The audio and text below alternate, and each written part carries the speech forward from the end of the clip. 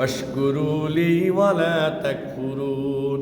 সূরা মুজাম্মিলের ৮ নম্বর আয়াতে বলেন ওয়াজকুর ইসমা রব্বিকা ওয়া তাবাত্তাল ইলাইহি তাবতিলা।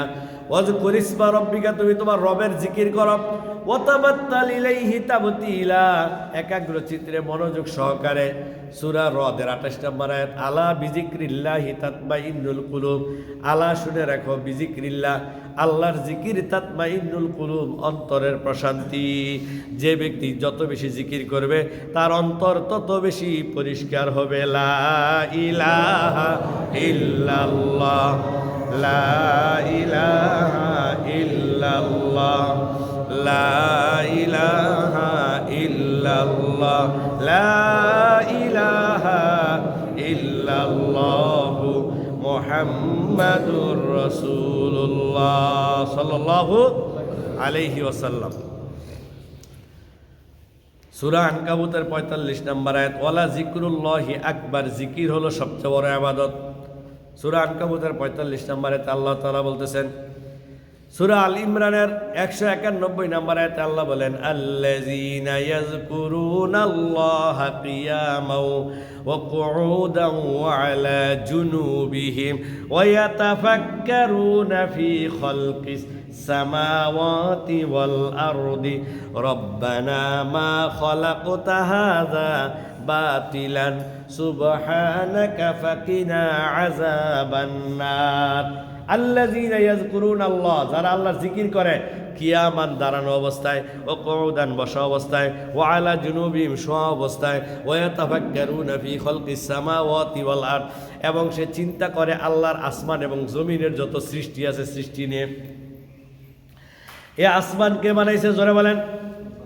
জমিন কে বানাইছে? সাগর কে বানাইছে?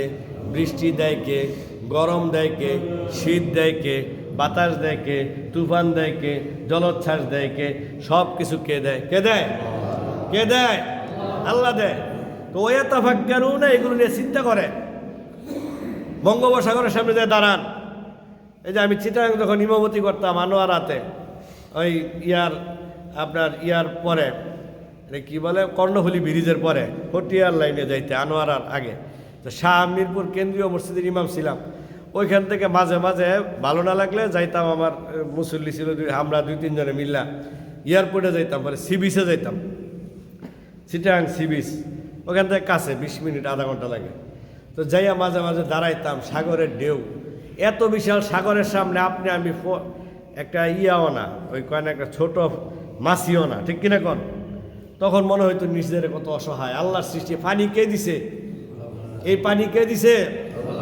১ টন পানি, ১,০০০ টন না ১ লাখ? তার মানে এই এত পানি কে দিছে? সব আল্লাহ দিছে। ১ মিনিটের জন্য যদি হুকুম দেওয়া হয় পানি ২০ হাত দূরে চলে আসো, ২০ হাত উপরে আসো, ২০ হাত উপরে যদি ১ মিনিটের জন্য হুকুম দেওয়া হয়, এরকম ২০ কিলোমিটার বাসায় লয়ে যাবো। আছে না নাই? মানুষের অস্তিত্ব থাকবে না, মানুষ অসহায়। এগুলো আল্লাহ বানাইছে। পানির আল্লাহ হুকুম দিছে এই সীমানার এবার আইস না, এই জন্য ঢেউ আইতে এতক্ষণ আসে বরাবর জায়গায়, আবার পিছনে জায়গা ৫ হাত পিছনে। রব্বানা মা খালাকতা হাযা বাতিলান সুবহানাকা ফাকিনা আযাবান। কেন এটা কি এই ঢেউটা এখানে এসে কেন থামবো? আরও যাইতে রাখে না আপনার ১০,০০০ হাত, ৫ কিলোমিটার ওইদিকে যেতে না? ওইখান থেকে ঢেউ আস্তে আস্তে এখানে এসে শেষ।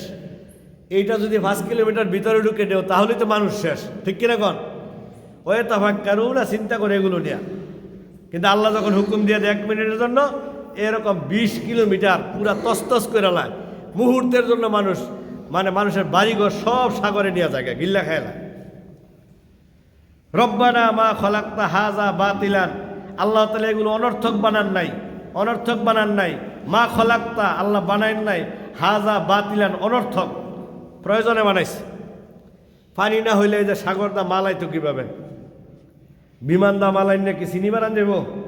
কেউ চিনির দাম হইব ৫০০ টাকা, ১,০০০ টাকা কেজি। তো এই জন্য সাগর দা বানাইছে, দেখি তো চিনি কম টাকায় খাই, সব জিনিস সিমেন্ট কম টাকায় পাই। এটা মানে যত কাঁচামাল আছে সাগর দাস, সাগরে আসার কারণে উৎপাদন হয়, দাম কমে। তার মানে সাগর আল্লাহ এমনি বানাইছে না, প্রয়োজনে বানাইছে। নদী এমনি বানায় নাই, প্রয়োজনে বানাইছে। সব জিনিস, পাহাড় এমনি বানায় নাই, পাহাড় প্রয়োজনে বানাইছে।